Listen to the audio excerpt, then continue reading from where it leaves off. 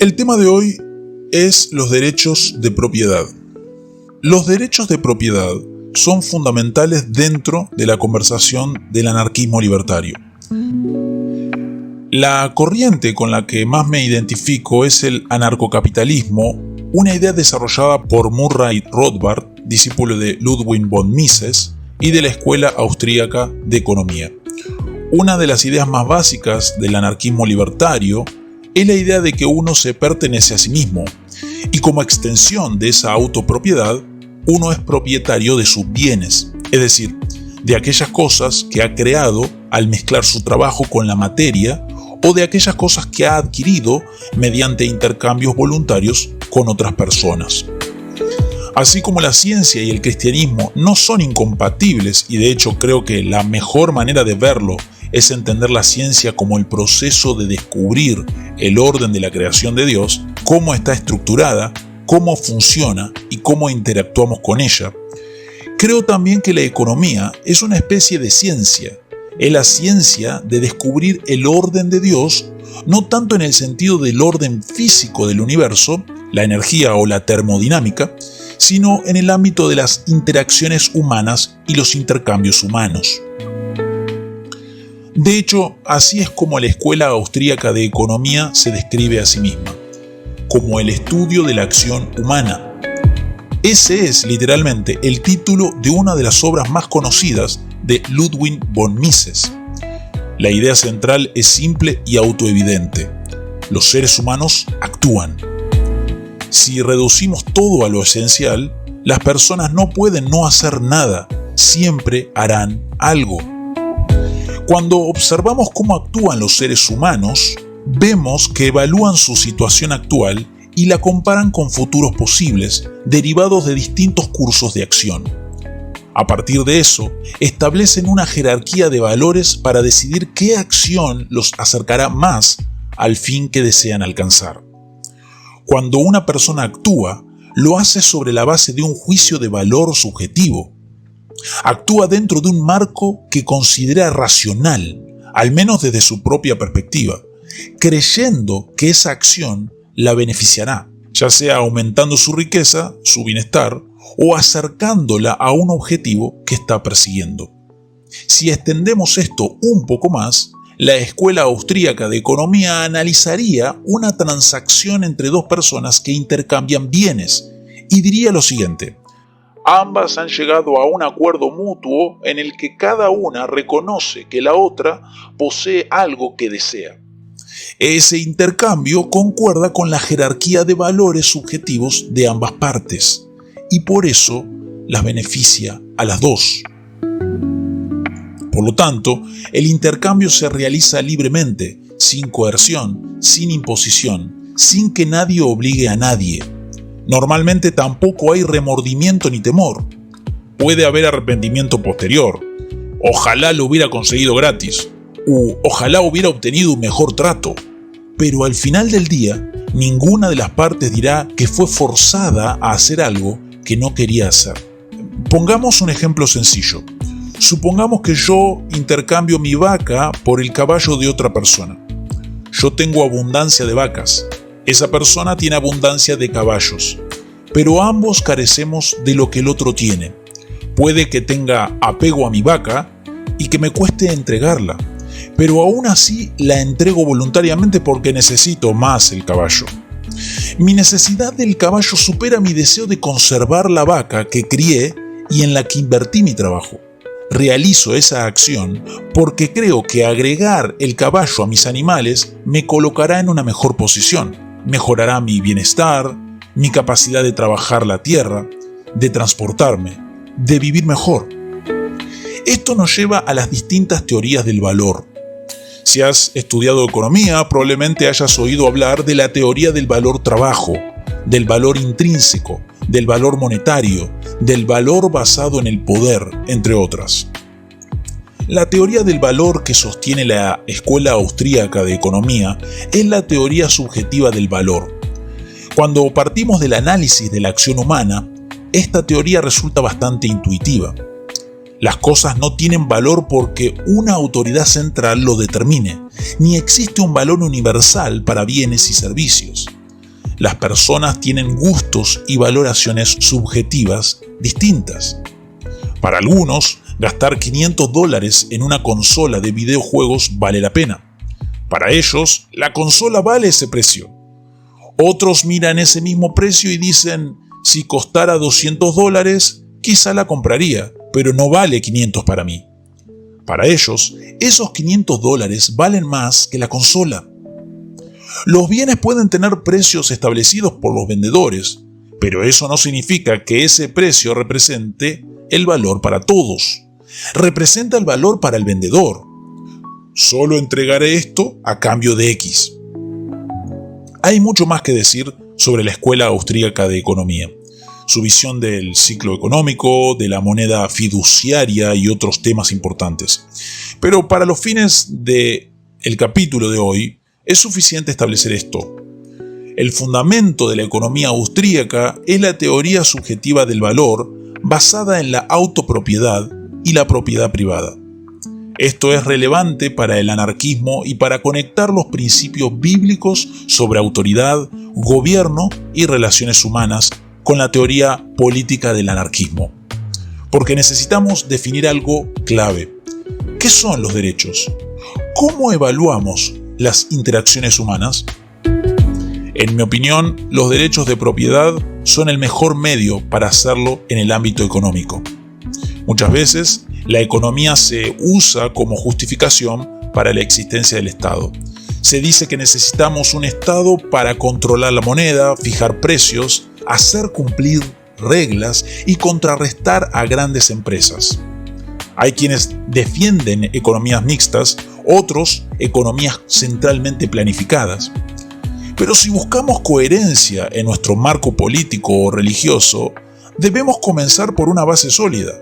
¿Qué son los derechos? ¿Qué dice la Biblia sobre ellos?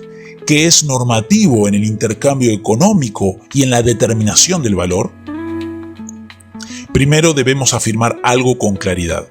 La Biblia sí apoya los derechos de propiedad, y aunque no sean los únicos derechos, en cierto sentido, todos los derechos pueden entenderse como derechos de propiedad. Uno es propietario de su propio cuerpo. Por lo tanto, tiene derecho a que su cuerpo no sea robado, controlado, dañado ni asesinado. Del mismo modo, los bienes que uno posee no deben ser robados. Esto concuerda claramente con los 10 mandamientos. No matarás, no robarás. Y también con uno que suele ignorarse, no codiciarás.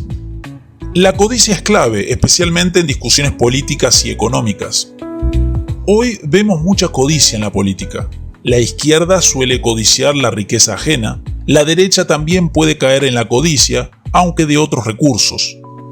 La codicia lleva a violar derechos, robando o incluso matando. Por eso es importante estudiar la ciencia de la interacción humana desde una perspectiva bíblica. Hoy examinaremos pasajes de la Escritura para ver cuáles son las normas piadosas sobre derechos de propiedad, valor y acción humana. Como cristianos estamos llamados a vivir en paz con todos en cuanto dependa de nosotros. No estamos llamados a gobernar, sino a servir, no a controlar, sino a amar. Creo que el anarcocapitalismo, con su énfasis en los derechos de propiedad, resumidos en no dañes a otros ni tomes lo que no es tuyo, es una de las mejores formas de vivir ese llamado bíblico. Y creo que la Biblia lo respalda. Me inspiré en un pasaje bíblico que surgió mientras leía el libro Fight Seeking Freedom del Libertarian Christian Institute, específicamente su sección sobre los derechos de propiedad. Creo que este pasaje ofrece una enorme cantidad de enseñanzas sobre las interacciones humanas, sobre cuáles son nuestros derechos, qué se nos debe, qué es justo y de dónde proviene el valor. Todo esto encaja muy bien con lo que la Escuela Austríaca de Economía ha desarrollado y con lo que los anarcocapitalistas han defendido en sus escritos. Como cristianos estamos llamados a vivir en paz con todos, en la medida en que dependa de nosotros. No estamos llamados a gobernar a otros ni a imponernos como autoridades, sino a servir. Y considero que el anarcocapitalismo, con su énfasis en los derechos de propiedad, es una de las formas más coherentes de vivir ese llamado bíblico. Ahora bien, en el libro de Fight Seeking Freedom se señala que algunos cristianos acuden a pasajes del Nuevo Testamento para argumentar que Jesús o los apóstoles condenaban la propiedad privada o el capitalismo. Por ejemplo, cuando en Hechos se dice que los creyentes tenían todo en común y cuando se afirma que Dios es el dueño último de todo, es cierto, Dios es el propietario último de todas las cosas. Pero también es cierto que Dios ha dado al ser humano la administración, la mayordomía sobre la creación. Aunque Dios es dueño, en un sentido último y metafísico, su dominio se ejerce a través de la responsabilidad que delega en los hombres. Aquí es clave hacer una distinción importante: relaciones verticales y relaciones horizontales. Las relaciones verticales son las que existen entre Dios y el ser humano. Las relaciones horizontales son las que existen entre los seres humanos entre sí. Si Dios es soberano absoluto en la relación vertical, entonces en las relaciones horizontales, ningún ser humano está llamado a gobernar como Señor absoluto sobre otro. Jesús mismo lo dice con claridad en Marcos 10, 42 al 45. Los gobernantes gentiles se enseñorean de los demás, pero entre sus discípulos no debe ser así. El que quiera ser grande, que sirva.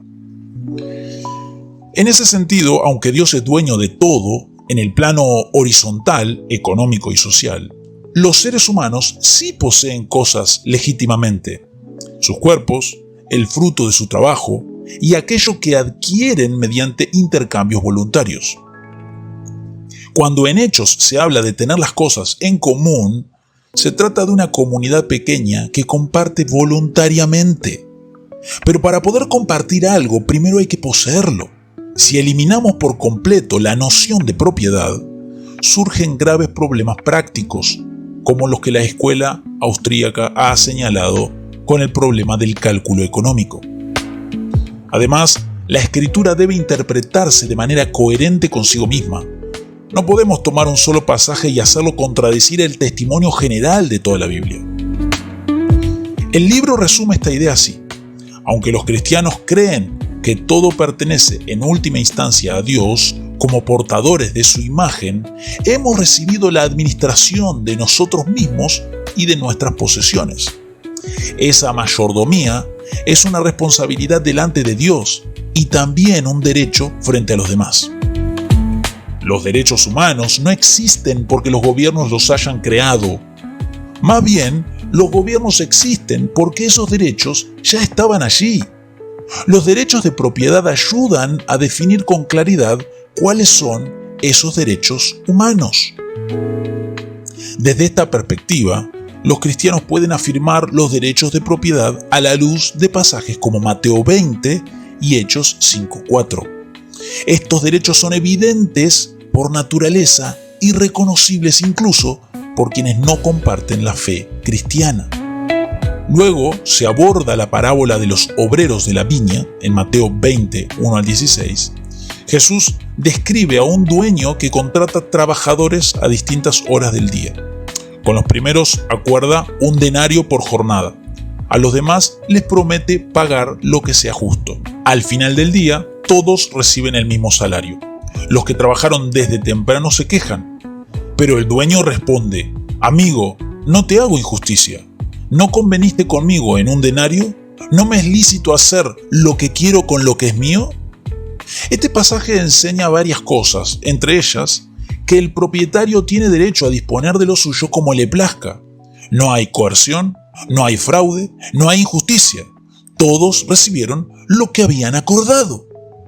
Aunque el mensaje principal de la parábola apunta al reino de Dios, hay también una enseñanza secundaria muy clara, una enseñanza sobre derechos de propiedad y sobre el valor. El valor no se determina simplemente por la cantidad de trabajo realizado. Esto refuta directamente la teoría del valor trabajo. El salario no se basó en las horas trabajadas, sino en el acuerdo voluntario y en la decisión soberana del dueño. Esto ilustra algo fundamental. El valor es subjetivo.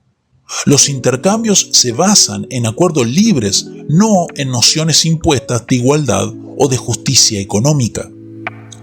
La caridad, de hecho, no es igualdad. Dar más a alguien que no lo merece es gracia, no injusticia. Pero esa gracia solo puede existir cuando hay propiedad previa. Y por último, nadie es dueño de otra persona. Y nadie le debe nada a otro más allá del respeto a su persona y a su propiedad. El valor surge del acuerdo voluntario entre las partes, no simplemente del esfuerzo invertido. Así, la Biblia nos ofrece principios coherentes para comprender la economía, los derechos y las relaciones humanas. Y nos llama a vivir como ciudadanos del reino de Dios, siendo sal y luz, promoviendo la paz y rechazando la coerción. Nos vemos en el próximo video.